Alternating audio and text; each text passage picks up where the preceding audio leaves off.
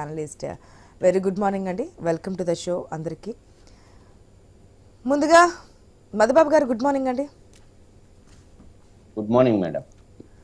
మధుబాబు గారు, ఏంటి మొన్నటిదాకా సోషల్ మీడియాలో పోస్టులు పెట్టి ఏదో సోషల్ మీడియా యాక్టివిస్టుల వరకు పరిమితమైంది, ఇప్పుడు మాజీ మంత్రి వరకు వచ్చింది. ఏ విధంగా అంటే ఆయన మాట్లాడే భాష అందరికీ తెలిసిన విషయమే, ఏ విధంగా మాట్లాడారు ఆనాడు అని చెప్పి తెలిసిన విషయమే. మరికి ఎందుకు యాక్షన్ తీసుకోవట్లేదు అనేది కూడా వచ్చింది. ఇప్పటి వరకు అయితే సోషల్ మీడియా గురించి కాబట్టి అన్నారు, ఒక మహిళ కంప్లైంట్ చేసినట్టు తెలుస్తుంది. మరి ఏంటి, మీరేమంటారు? కరెక్ట్ అండ్ ప్రాసెసే అంటారా, లేదు తప్పు అంటారా?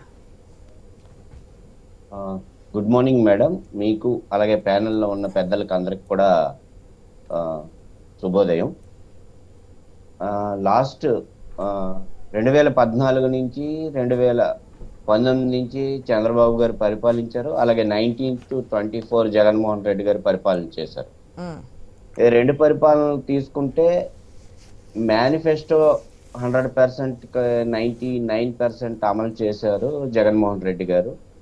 అలాగే చంద్రబాబు నాయుడు గారు చూస్తే 14 నుంచి 19 కొన్ని ఏవైతే మేనిఫెస్టోలో పెట్టారో అవన్నీ తీర్చలేదని చెప్పి జగన్మోహన్ రెడ్డి గారికి ముఖ్యమంత్రిగా అవటం జరిగింది.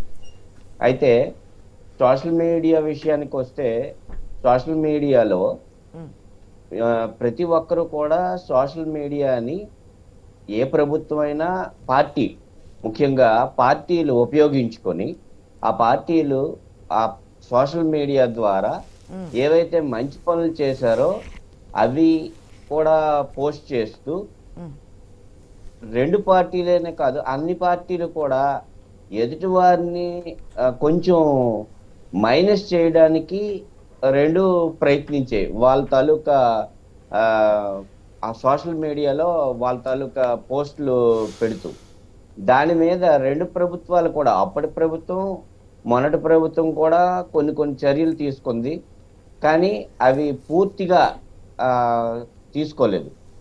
దానివల్ల ఏంటంటే విపరీతంగా అన్ని పార్టీల వారు ఈ సోషల్ మీడియా అనేది జస్ట్ డైరెక్ట్ గా వ్యక్తిగతంగా వెళ్ళిపోయేవి, వ్యక్తిగతంగా కించపరిచే స్థాయికి వెళ్ళిపోయేవి. ఎందుకంటే ఇప్పుడు నేను మాట్లాడాలంటే ఇప్పుడు మీడియాలో మీరు నాకు లింక్ పెట్టాలి, జూమ్లో నేను మాట్లాడాలి, కానీ వేరే ఫేస్బుక్ కానీ ఇన్స్టాగ్రామ్ కానీ డైరెక్ట్ అయిపోవడం వలన డైరెక్ట్ గా వీడియో చేసి ఎవరైతే పడలేదో వాళ్ళ మీద డైరెక్ట్ గా ఇప్పుడు స్టార్ట్ చేసి పెట్టేస్తాయి. అందువలన ఏంటంటే ఈ ఎవరైతే ఈ మీడియాలో లింకులు అకౌంట్స్ ఓపెన్ చేసుకొని ఇండివిజువల్ గా పార్టీ అభిమానులు లేకపోతే ఇంకొకరు ఇమీడియట్ గా అకౌంట్లు ఓపెన్ చేసుకొని ఆ అకౌంట్స్ ద్వారా వాళ్ళకి మరి బయట వినలేని భాషతో మాట్లాడడం జరిగింది. అందువలన అదైతే మనం సహించలేము.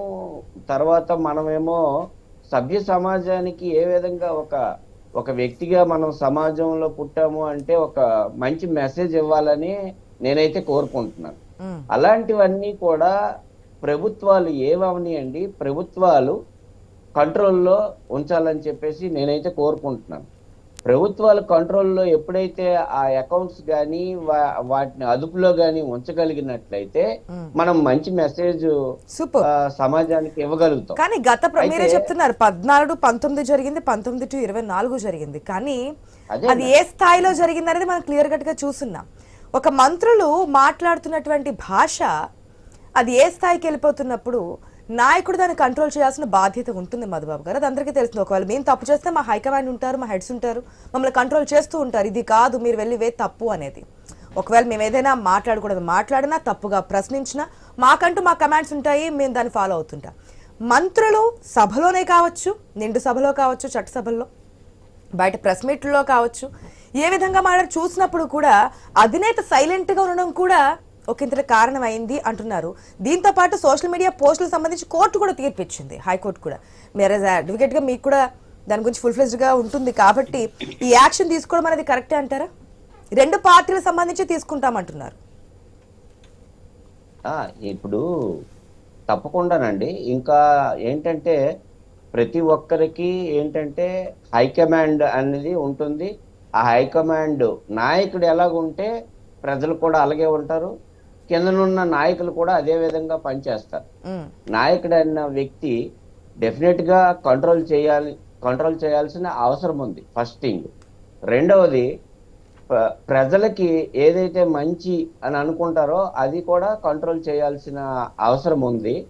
అలాగే మనం ఏంటంటే ఇప్పుడు మనకి మీడియా విషయానికి వస్తే ఏమవుతుందంటే, మీడియా వాళ్ళకి కూడా విజ్ఞప్తి నేను చేసేది ఏంటంటే, ఏదైతే అసభ్యకర పదజాలంతో వాడుతారో దానిని పూర్తిగా మార్పు రావాలి అంటే మేము అలాంటి జుగుప్సకరమైనవి మేము చూపించము అన్న పరిస్థితి తీసుకురావాలి. మీడియాకి అవన్నీ ఉన్నాయి కాబట్టి బీప్ సౌండ్లు ఉన్నాయండి.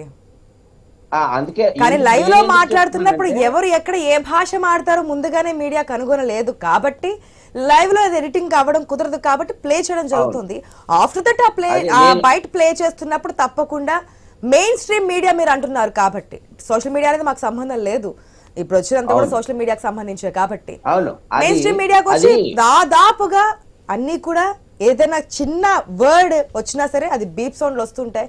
దాన్ని బట్టి ప్రజలకు అర్థమవుతుంది దాంట్లో బూతులు ఉన్నాయా, ఇంకేం మాట్లాడారా, అసభ్యకరంగా మాట్లాడారా ఏంటి అనేది. ఓకే, మీ అభిప్రాయం ప్రకారం కంట్రోల్ చేయాలి అంటున్నారు. నేను చెప్పిన చిన్న పాయింట్ ఏంటంటే, ఆ కంట్రోల్లో వచ్చినప్పుడు, ఎందుకంటే ఒకరికొకరు తిట్టుకునే పరిస్థితి ఇప్పుడు వచ్చింది అనుకోండి, ఆ తిట్టుకునే పరిస్థితిని తిడితే ఎక్కువ నాయకులకి చప్పట్లు కొడుతుంటారు. మామూలుగా మంచిగా ఇప్పుడు మాట్లాడామనుకోండి 4 విషయాలు, ఆ మంచిగా మాట్లాడే విషయాలు ఎవరికి అంతగా అట్రాక్ట్ అవ్వు. అందువల్ల వీళ్ళేంటంటే ఆ విషయాలు స్టార్ట్ చేశారండి. దానివల్ల మనకి ఇంకేం ఒకరి మీద ఒకరు అలాగా ఇచ్చేసుకోవడం జరిగింది. నేను ప్రతి ఒక్కరికి అంటే మనం చెప్పేది ఏంటంటే, ఒక నిర్మాణాత్మకమైన మాట్లాడాలి, నిర్మాణాత్మకమైన విమర్శ చేయాలి, డిబేట్స్ కూడా నిర్మాణాత్మకంగా జరగాలని చెప్పేసి నేనైతే కోరుకుంటున్నాను. ప్రజలు ఎలాంటి వాళ్ళంటే 16 నెలలు జగన్మోహన్ రెడ్డి జైలుకి వెళ్ళినా ఆయన ముఖ్యమంత్రిని చేశారు. 53 రోజులు చంద్రబాబు నాయుడు జైలుకి వెళ్ళినా వాళ్ళు ముఖ్యమంత్రిని చేశారు. అలాగే ఈ రోజు పవన్ కళ్యాణ్ మీద ఎన్ని వచ్చినా కూడా ఈ రోజు ఆయన్ని డిప్యూటీ సీఎం చేశారు. ఆ విధంగా ప్రజలు కన్సిడరేషన్ లోకి ఏవి తీసుకోరు పెద్దగా. అది కరెక్ట్ కాదేమోనండి. స్టార్టింగ్ పాయింట్ మీరు ఒకటి చెప్పారు మధుబాబు గారు, మీరు ఈ చెప్పిన అన్ని కూడా నేను కరెక్ట్. అందుకే నేను ఏ పాయింట్ లో మిమ్మల్ని అబ్జెక్ట్ చేయలేదు, నేను క్రాస్ క్వశ్చన్ చేయలేదు. మన ప్యానెల్లో మిగిలిన మెంబర్స్ అందరూ మనకి కంటిన్యూగా వచ్చే ప్యానెల్ మెంబర్స్ కాబట్టి మీరు అంటున్నారు మీడియాలో కూడా డిబేట్లు కూడా ఈ విధంగా ఉండాలని. ఒక్క మాట కానీ తప్పుదారి వెళ్తే ప్యానెల్ మెంబర్స్ అందరికీ తెలుసు, అక్కడే కంట్రోల్ చేస్తాను. ఆ భాష మెయిన్ గా నా డిబేట్ వరకు పరిమితం కాదు అని చెప్పి క్లియర్ కట్గా చెప్తాను. సో అంతకు మించి పరిమితం కాదు. కానీ ప్రజలు ఇవన్నీ గమనించరేమో అనేది తప్పు, గమనించే తీర్పిచ్చారు. మీరు ఇంతకు ముందు అన్నారు 99% మేము మేనిఫెస్టో అమలు చేశామని, మరి ప్రజలు ఎందుకు తీర్పిచ్చారు? ప్రజలు ఇవి కూడా గమనిస్తారు. ఈ భాష ఈ విధంగా ఉంటే కనీసం ప్రెస్ మీట్ వినాలన్నా ఏది వినాలన్నా మీరు ఇంతకు ముందు అన్నారు మీడియా చూపించకూడదని, వేరు మాట్లాడతారు, ఎప్పుడు మాట్లాడతారు ఎవరికి తెలియదు. తెలియని సందర్భాల్లో అరే పాలిటిక్స్ అంటే ఇది అని చెప్పి పిల్లలను కూర్చోబెట్టి చూపించుకునే పరిస్థితులు కూడా లేకుండా పోయాయి. ఎస్, ఏదైనా ఒక కంట్రోల్ రావాలి అంటున్నారు కాబట్టి గుడ్ వర్షన్, ఆ విధంగానే ముందుకు వెళ్ళాలని చెప్పి కోరుకుందాం. బాజీ గారు గుడ్ మార్నింగ్ అండి. గుడ్ మార్నింగ్ అండి ఆశా గారు. బాజీ గారు మీరే ఉంటారు.